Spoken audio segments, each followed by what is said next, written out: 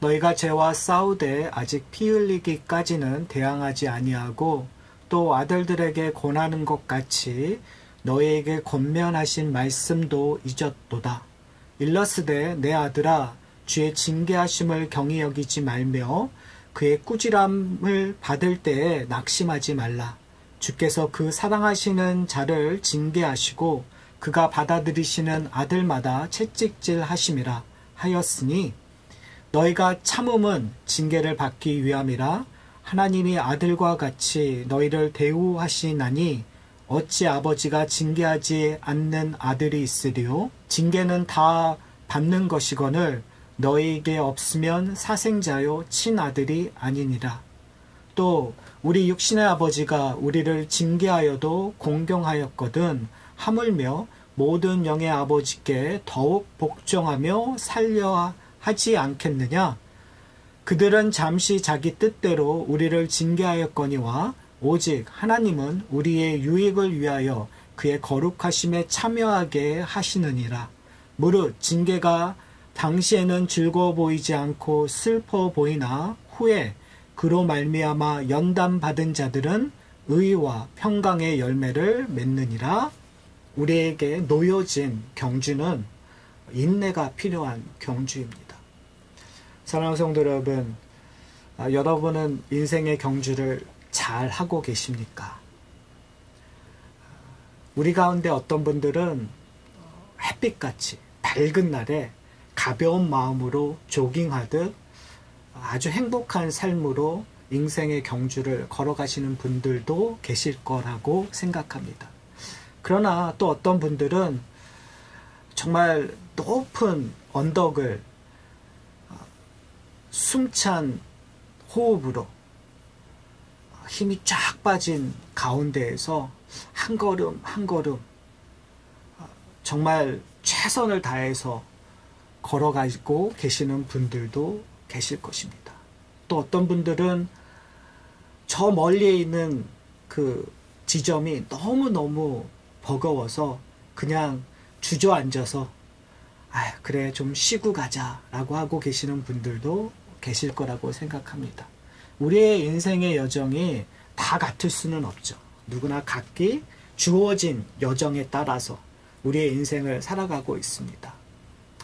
그런데 오늘 히브리서 저자는 우리에게 그 인생의 여정을 걸어가는데 아주 중요한 가르침을 저에게 주고 있습니다. 그것은 무엇이냐 하면 우리를 권면하고 있다라는 사실입니다. 그걸 조금 더 이야기하면 우리를 꾸짖고 있다라는 사실입니다. 그러니까 성경의 말씀을 읽으면서 우리가 사실은 읽고 들었었을 때 우리 속에 기쁨이 넘치는, 자동적으로 기쁨이 넘치는 그런 말씀도 있는 것 같아요. 그러나 어떨 때에는 하나님의 말씀이 우리의 양심을 찌를 때가 있고요. 하나님의 말씀이 우리의 죄된 모습을 드러내어서 그 상처에 알코올을 바르는 것처럼 정말 아플 수밖에 없는, 그리고 아픔을 호소할 수밖에 없는 그러한 날카로운 하나님의 말씀이 주어질 때가 있습니다. 오늘 본문도 사실은 저는 그런 말씀이라고 생각합니다. 우리는 그냥 쉽게 지나가고 그 주 예수 그리스도를 바라보자. 그 말씀에 우리의 인생의 경주를 정말 열심히 담대하게 최선을 다해서 살아가자라고 우리는 아멘으로 끝날 때가 참 많은 것 같아요. 그런데 사실 아멘하고도 그 다음에 나오는 결과물은 사실은 참 어렵습니다. 우리의 인생의 경주에 장애물들이 있어요, 여러분. 여러분이 생각하기에 장애물들이 어떤 것일까요? 우리의 욕심일 수도 있고 우리가 바라는 욕망일 수도 있고요. 그런데 성경에서 이야기하고 있는 것, 특별히 12장 1절과 2절에서 이야기하고 있는 내용들을 이렇게 보면 우리에게 요구했었던 것이 뭐냐면, 너희는 모든 무거운 것과 얽매이기 쉬운 죄를 벗어버리라고 얘기하고 있어요. 인생의 경주를 가는데 우리의 장애물은 사실은 모든 무거운 것들이에요. 우리를 짓누르고 있는 것들, 둘 다 똑같이 죄라고 이야기할 수 있는 것들인 것 같아요. 그러니까 무겁게 짓눌고 있는 죄라든지 아니면 사소하지만 얽매이기 쉬운 죄들이 우리 가운데 있다라는 거죠. 설교를 준비하면서 이런 생각을 했어요. 제 솔직한 마음을 여러분들에게 좀 말씀을 드리면, 설교를 준비하면서 저는 이런 질문을 했어요. 무엇이냐면, 과연 우리 성도들은 하나님을 얼마만큼 생각하고 계실까? 하루 24시간에 정말 하나님을 얼마만큼 생각하고 계실까? 주 7일 동안에 하나님을 얼마나 생각하고 계실까? 365일 동안에 정말 하나님을 얼마나 생각하고 있을까? 라는 질문을 제게 던졌어요. 그러면서 저에게도 던져야겠죠?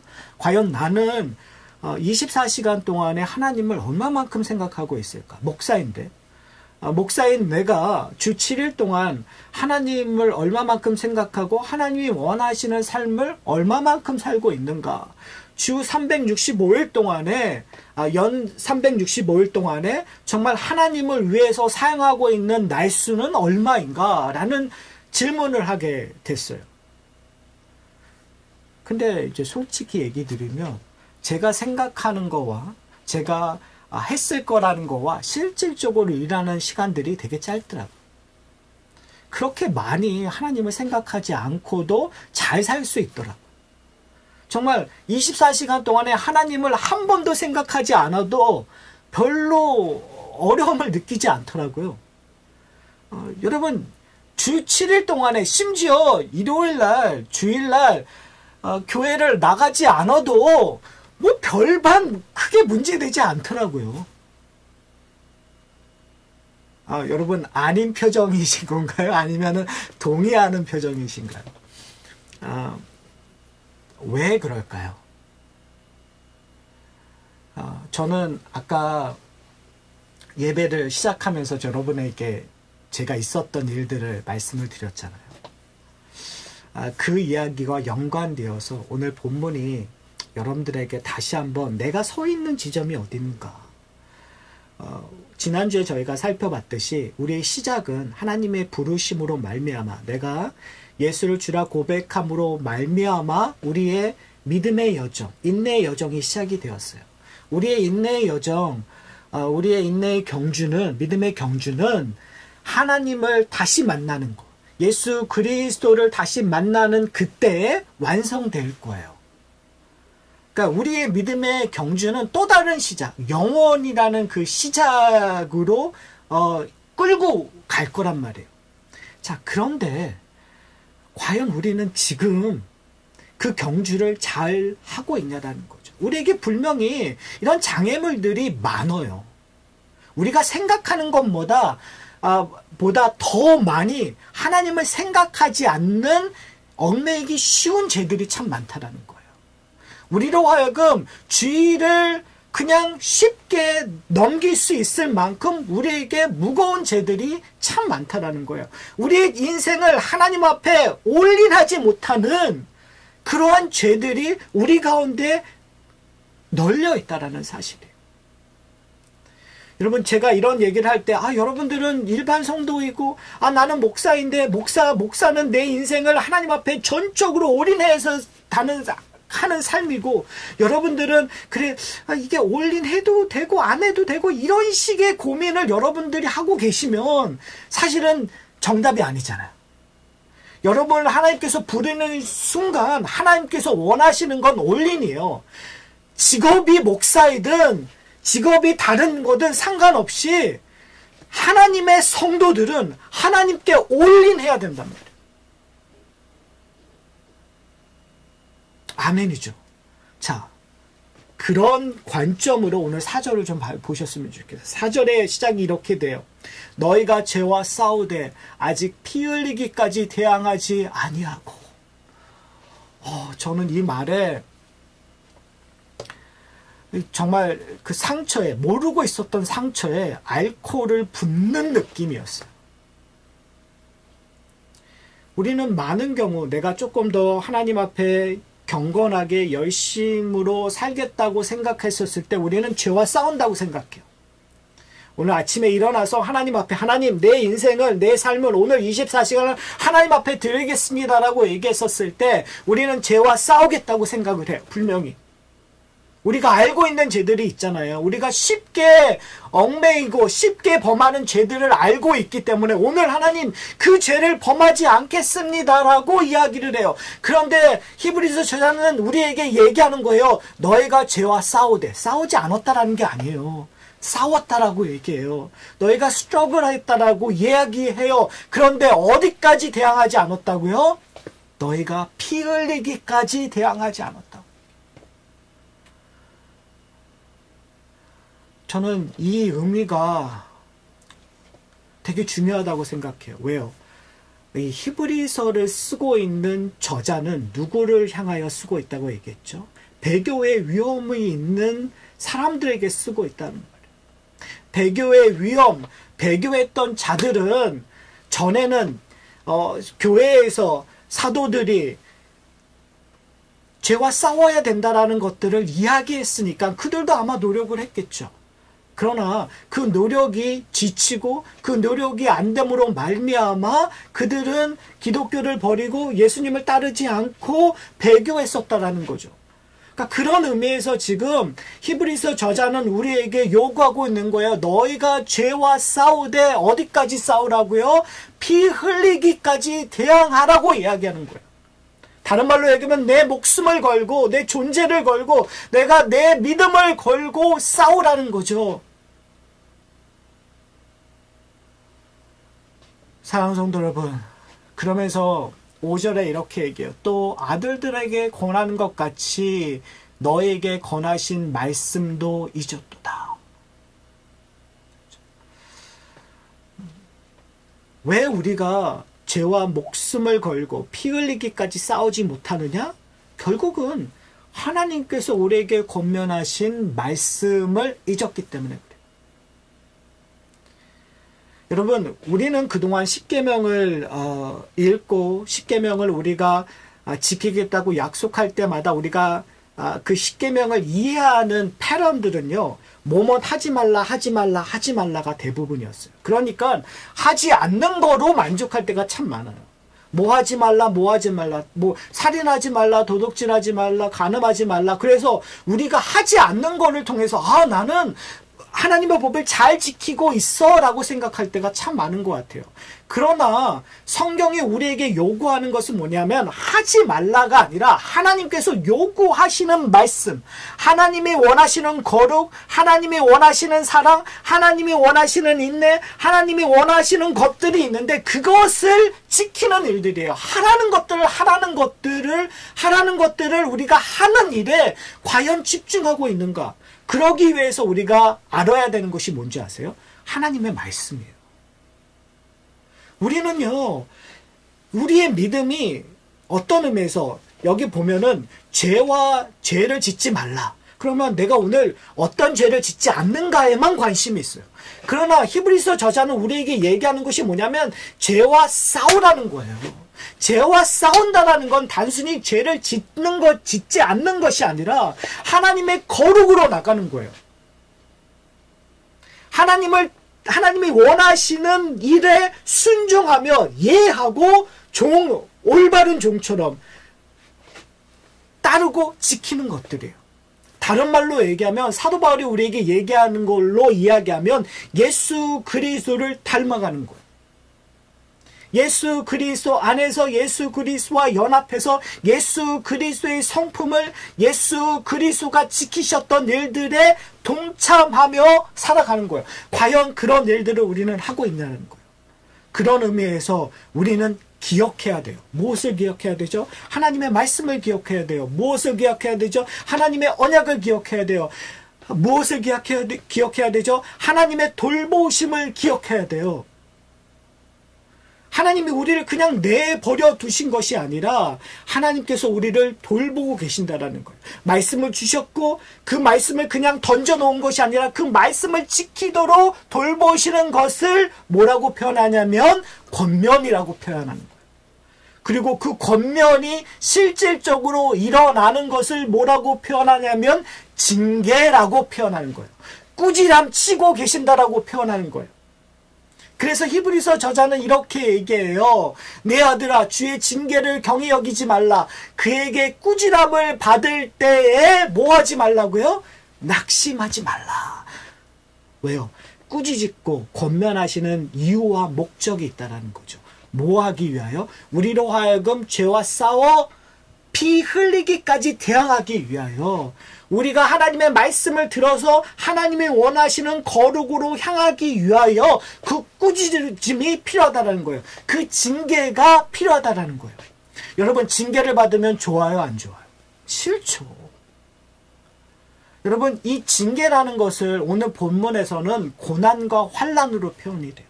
히브리서 저자가 얘기하는 거예요. 너희는 꾸지람을 받을 때 낙심하지 말라. 왜요? 하나님께서 그 꾸지람 속에서 뭘 확인시켜 주고자 하냐면 너희가 하나님의 자녀임을 확인시켜 주신다라는 거예요. 사랑하는 성도 여러분, 오늘 8절에 이렇게 얘기해요.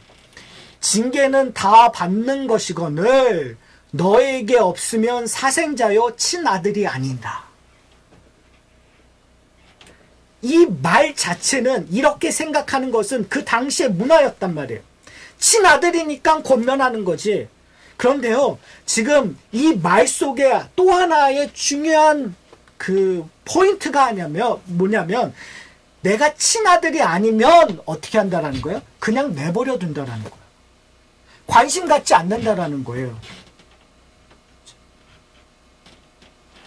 여러분, 우리가 그렇잖아요. 어떤 일들이 누군가가, 나 모르는 사람이 정말 잘못을 저지르고 있어요. 그러면 웬만큼 오지랖이 넓은 분들이 아니면 사실은 그냥 모르고 지나치죠. 그런데 내 아들이 저기서 잘못한 짓을 하고 있으면 어떻게 해요? 모르고 지나치려고 하시나요? 못 그러죠. 여기서부터 뭐가 욱하고 올라오는 게 있는데 가서 잡아야죠. 가서 꾸지람을 쳐야죠. 가서 내가 붙잡아와서 내가 그 개를 밤을 새도록 걔한테 잔소리를 해야죠. 왜요? 관심이 있으니까. 내 아들이니까. 내 사랑하는 자니까. 그 이야기를 하고 있는 거예요. 여러분, 성경에서 가장 무서운 것이 뭐냐면, 가장 무서운 징벌은요, 하나님께서 그냥 내버려 두는 거예요. 관심을 갖지 않는 거예요. 여러분, 우리의 인생 속에서 내가 그리스도인인데 정말 하나님을 찾을 필요 없이 행복한 삶을 살고 있다. 그러면요, 여러분, 정말 제가 아까 얘기했죠. 난 분명히 백신 맞을 수 있다고 확신하고 줄을 섰는데 맨 마지막에서 너 여기 왜 왔니? 여기 너 맞을 수 있는 그런 장소가 아니야. 라는 이야기를 듣게 될 거예요. 사랑하는 성도 여러분, 하나님께서는요, 우리에게 목적이 있어요. 그 목적이 뭐냐면 10절에 이렇게 얘기해요. 그들은 잠시 자기의 뜻대로 우리를 징계하였으니와. 이게 참 재밌는 표현이죠. 누가 그랬다라는 거예요. 육신의 부모들은 잠시 자기의 뜻대로 자녀들을 징계했었어요. 이 말 듣고 제 마음속에 찔리더라고요. 저도 그랬던 경험이 참 많은 것 같아요. 내 뜻대로, 내가 원하는 대로 내 자녀를, 내 기분대로 내 자녀를 징계했어요. 그런데 그 다음이 중요한 키예요. 오직 하나님은 우리의 유익을 위하여 그의 거룩하심에 참여하게 하셨느니라. 그러니까 징계를 받았는데, 우리가 소위 말해서 그러니까 그 징벌을 받았는데 내가 지금 어려움과 환난 속에 있는 거예요. 근데 그것이 만약에 하나님으로부터 왔다면, 하나님이 우리에게 주어진 징계라고 한다면 그 징계의 목적이 있는 거예요. 뭘 하기 위해서요? 우리의 유익을 위해서. 근데 그 유익을 표현하는데 뭐라고 표현했냐면 하나님의 거룩하심에 참여하기 위하여. 여러분, 이 말이 여러분에게 거슬릴 수 있는데 제가 이 말을 해야 되겠어요. 근데 사실 저한테도 이 말은 거슬려요. 저는 이 세상에서 어떤 사람이 되고 싶어하는 욕망들이 내 안에 있어요. 나는 어떤 것들 이루고자 하는 그러한 내 안의 열정들, 내 소원들, 소망이 있었단 말이에요. 그런데 하나님께서 하나님의 거룩에 참여하기 위하여 그것들을 내려놓게 할 때가 있어요. 그것들 막는 일들이 있어요. 그때 솔직히 화가 나죠. 솔직히 답답하죠. 내 인생을 그렇게 쏟아놨던 것들이 한순간에 그냥 무너지는 것처럼 보이고 다 막힌 것처럼. 근데요, 하나님의 관심은 거기에 없다라는 거예요. 나의 관심은 거기에 있어요. 나의 사업체가 잘 되는 거, 내 자녀가 성공하는 거, 내가 원했던 것들 이루는 거, 그건 우리의 관심이에요. 근데 죄송하지만 하나님의 관심은 거기에 없어요. 하나님의 관심은 딱 하나밖에 없어요. 여러분을 하나님의 나라로 끌고 가시는 거예요. 여러분이 여러분의 인생의 경주, 여러분 앞에 놓여져 있는 그 믿음의 경주, 인내의 경주를 완주하기를 원하시는 거예요. 여러분이 그 완주하는 동안 하나님의 거룩에 참여하기를 원하시는 것, 그 하나 목적밖에 없어요. 왜요? 여러분이 누구의 것이니까? 하나님의 것이니까. 여러분이 하나님의 것이니까 세상에 빼앗기 싫으신 거예요. 여러분, 이게 머리로는 이해가 되는데 우리 일상에서 이거 받아들이는 게 너무너무 심해요가 아니라 싫어요. 여러분 안 싫으세요? 전 싫어요. 그런데 하나님께서는 우리를 권면하시겠다는 거예요. 싫어하기 때문에. 여러분, 내가 원하는 것들을 막히면 그것은 세상적으로 봤었을 때 그것은 실패요. 어떻게 보면 세상적으로 보면은 그거는 운이 나쁜 거요. 좌절이요. 이런 식의 단어들을 쏟잖아요. 근데 성도들은 질문을 해야 되는 거예요. 정말 이것이 하나님이 원하시는 길인가에 대한 질문을 던져야 되는 거예요. 하나님이 원하시는 뜻이 무엇인가? 내가 하나님의 거룩이 무엇인가에 대한 근본적인 질문으로 다시 한번 내가 가는 길이 옳은 길인가를 고민해야 되는 거죠. 그건 우리만의 삶이 아니라 모든 신앙의 선배들이 그러한 삶을 샀어요. 성공 한 번도 어느 누구도 올바로 똑바른 길을 제대로 한 번에 단번에 갔던 사람은 없어요. 모든 하나님의 사람들은 왔다 갔다 하면서 사는 거예요. 내 뜻대로 가는 길을 가다가 하나님께서 잠깐 거기서 서 돌아. 내가 원하는 길은 이 길이야. 그때 우리는 고민하는 거죠. 거기서 뭐 하는 거예요? 씨름하는 거예요. 하나님, 그래도 난 이거 원합니다. 하나님, 내가 그래도 이건 해주셔야 되지 않습니까? 라고 거기서 싸우는 거예요. 좀 과격한 말로 하면 투쟁하는 거예요. 근데 여러분, 그걸 뭐라고 얘기하면 오늘 본문에서 그것이 거룩함이 드러나는 삶이에요.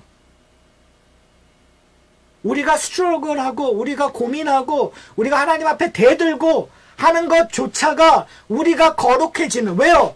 그러한 어려운 부딪힘 없이는 우리의 방향성이 틀어지지 않기 때문에 그래요, 여러분.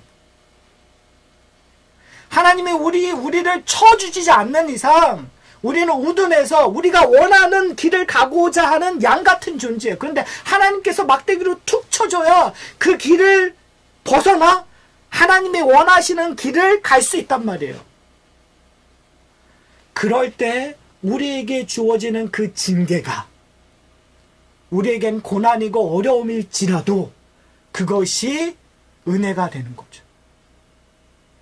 그것을 예수님께서는 뭐라고 얘기했냐면 좁은 문이라고 얘기했어요. 너희가 좁은 문을 지나 너희가 좁은 길을 걸어가야 되는 거예요. 넓은 문, 큰 길로 가는 존재가 아니라 예수님을 따르는 자들은 좁은 문, 좁은 길로 걸어가는 거예요. 근데 재밌는 것은 뭐냐면 아까 얘기했던 것처럼 그 모든 무거운 죄들이 예수 그리스도와 함께 그 좁은 문을 걸어가는 순간 뭘 경험하는 거죠? 예수님이 말씀해 주시는 걸 경험하는 거예요. 수고하고 무거운 짐진 자들아 다 내게로 오라. 내가 너를 쉬게 하리라. 우리의 짐이 가벼움을 경험하는 거예요. 여러분, 그 일들은 그냥 눈 감았다가 뜨면 일어나는 것이 아니라 우리가 이 징계를 겪어야 일어나는 거예요. 우리가 고난을 겪어야 일어나는 거예요, 여러분. 그냥 값없이 오는 것이 아니라 값을 치르고 우리에게 주어지는 결과라는 사실을 기억해야 됩니다. 사랑하는 성도 여러분, 그래서 오늘 본문에서 이렇게 얘기해요. 11절에 무릇 징계가 당시에는 즐거워 보이지 않고 슬퍼 보이나.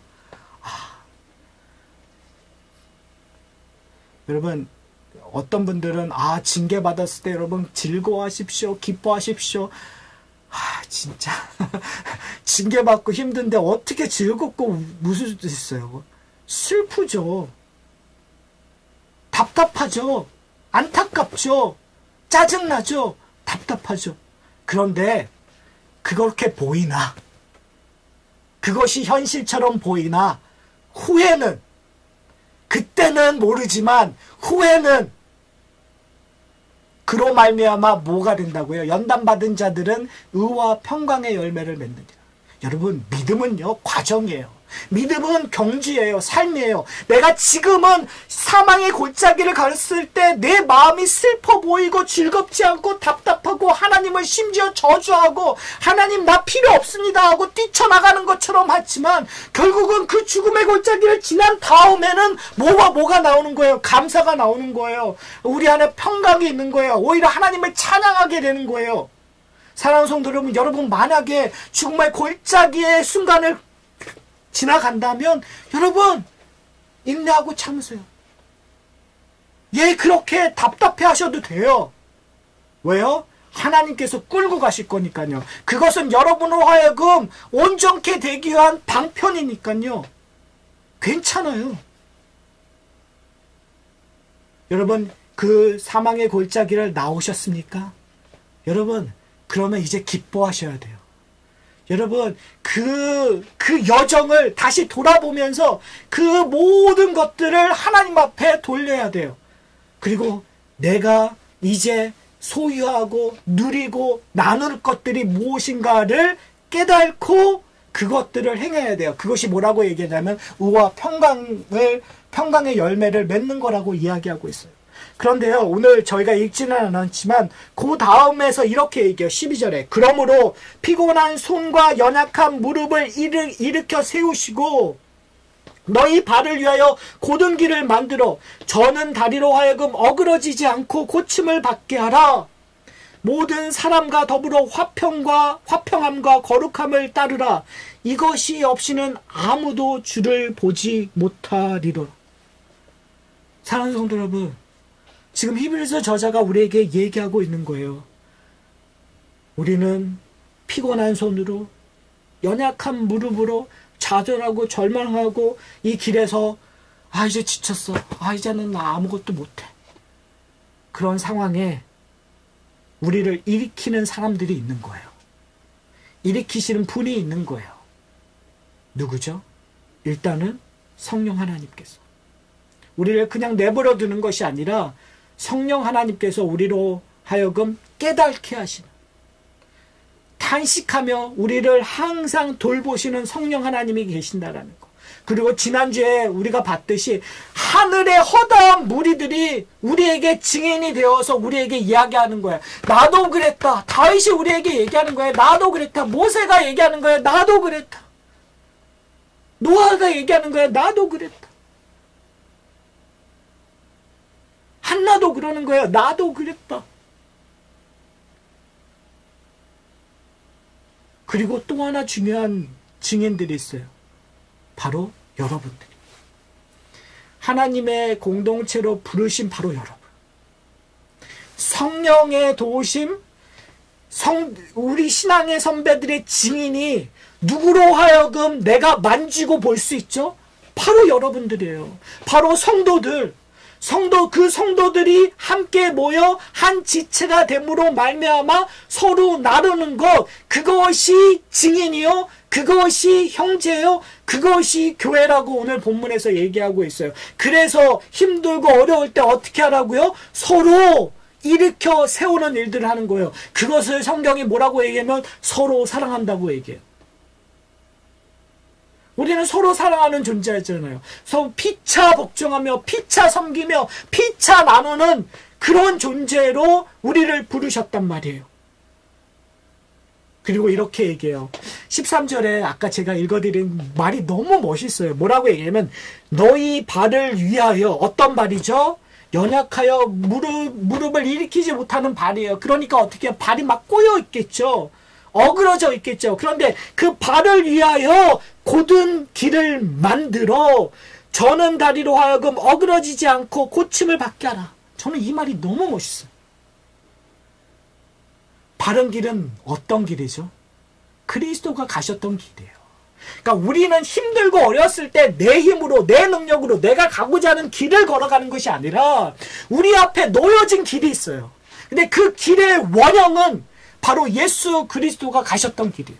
내가 힘을 얻고 내가 능력이 될 수 있는 오로지 한 길, 그건 예수 그리스도의 길이에요.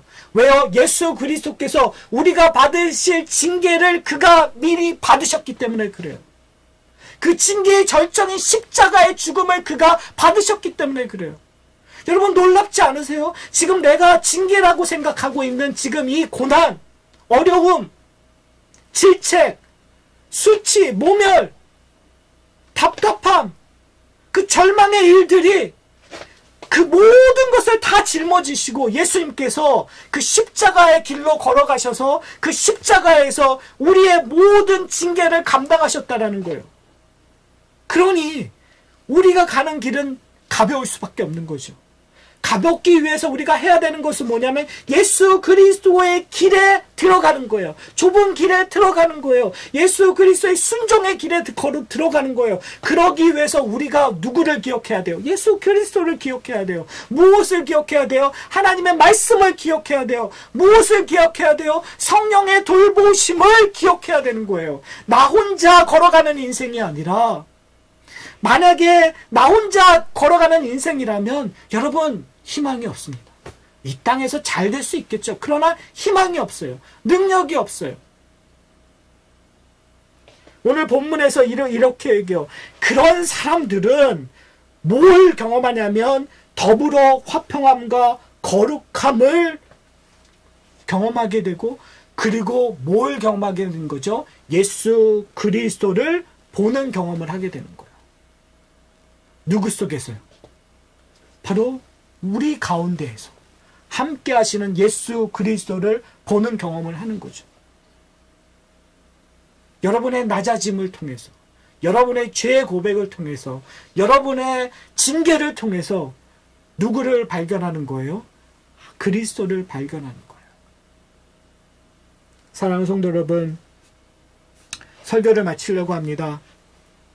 여러분은 지금 어디에 서 계십니까? 여러분은 여러분의 구원의 확신을 갖고 계십니까? 여러분은 천국의 티켓을 갖고 있다고 확신하십니까? 여러분의 확신의 근거는 어디에 있습니까? 여러분, 죄와 싸우는데 어디까지 싸우고 계십니까? 여러분은 하나님의 권면을, 성령의 권면을 듣는데 어디까지 듣고 계십니까? 여러분, 이 답에 어느 누구도 당당하게 나는 잘하고 있습니다라고 얘기 못해요. 근데 거기서부터 은혜가 시작되는 거예요, 여러분. 왜요? 우리를 그냥 내버려 두지 않고 우리와 함께 하시는 하나님께서 성령을 통해서 우리를 그리스도의 길로 걸어가게 하니까요. 그래서 지금 내가 징계받고 있는 건 기쁨이 되는 거예요. 내가 지금 좀 어려움을 당하는 것 나의 능력으로 변할 거예요. 지금 내가 힘든 것, 내가 하나님 앞에 소리질러 애통하고 하나님하고 싸우고 있는 것, 지금은 말도 안 되고 지금은 어렵지만 그것이 궁극적으로 우리의 능력이 될 거예요. 우리의 원하는 것들이 잘 안 되고 있지만 궁극적으로 하나님께서 우리에게 원하시는 건 잘 되고 있는 거예요. 여러분, 여러분이 원하시는 것이 클까요? 하나님이 원하시는 것이 클까요?